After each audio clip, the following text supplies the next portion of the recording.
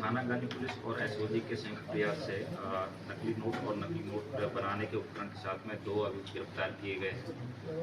इनके पास से जो बरामदगी हुई है वो कुल 4,81,200 रुपये के नकली नोट बरामद हुए हैं और नकली नोट बनाने के उपकरण इससे बरामद हुए हैं laptop, desktop, printer, lamination machine, cutter plate, paper cutter, RBI पट्टी का सफ़ेद पेपर इन अभियुक्त से बरामद हुआ है। राज्यवर्धन सिंह चौहान जो मेरठ में रहकर इस तरह का काम कर रहा था, उसके यहाँ से ये बरामदगी हुई है।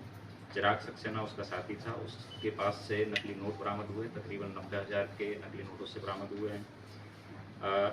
जो राज्यवर्धन सिंह चौहान है वो फर्जी मूवी देखते हुए इस तरह का कृत्य में आया है, वहाँ से इसने प्रेरणा ली और इस तरह की घटनाओं को अंजाम देने लगा।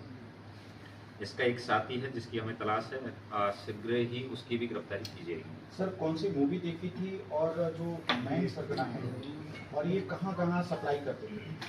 फर्जी एक टीवी सीरीज है, उसके जरिए ये प्रेरित हुआ है जैसा इसने अपने बयान में बताया है।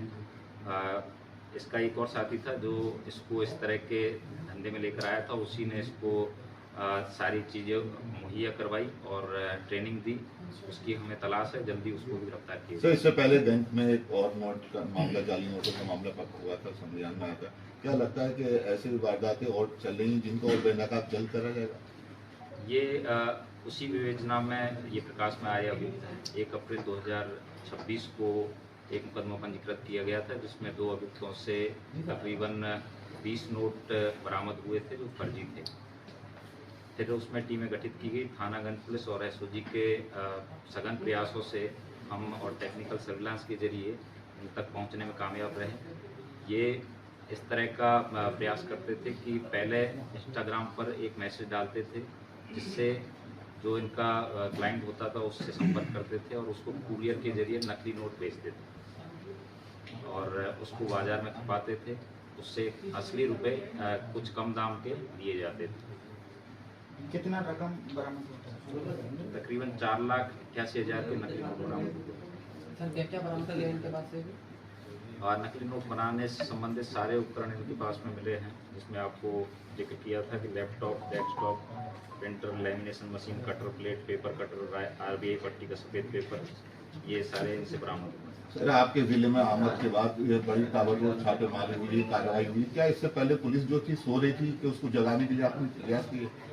पहले भी प्रयास किए जा रहे थे, अब गंभीरता से प्रयास किए जा रहे हैं।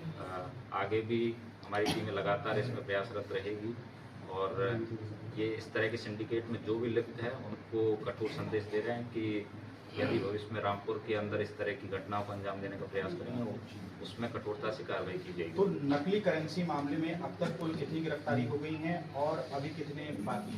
अब तक 4 गिरफ्तारी हो चुकी हैं। जो 1 अप्रैल 2026 को मुकदमा लिखा गया था उसमें 2 पहले अभियुक्त गिरफ्तार हो चुके हैं, 2 अभियुक्त आज गिरफ्तार हुए हैं और जो इनको प्रशिक्षित किया था उसकी हमें तलाश है, जल्दी उसको भी गिरफ्तार किया। ये कहाँ के रहने वाले हैं और आपराधिक इतिहास क्या है? राज्यवर्धन सिंह चौहान ये इटावा का रहने वाला है, दूसरा इसका साथी चिराग सक्सेना ये भी इटावा का रहने वाला है। राज्यवर्धन सिंह चौहान मेरठ में रहते हुए इस घटना को अंजाम दे रहा था। एक 11,000 रुपये के किराए पर रहते हुए एक फ्लैट में इस तरह के उपकरण सजाकर वहाँ पर फर्जी नोट छापने का ये काम कर रहा था।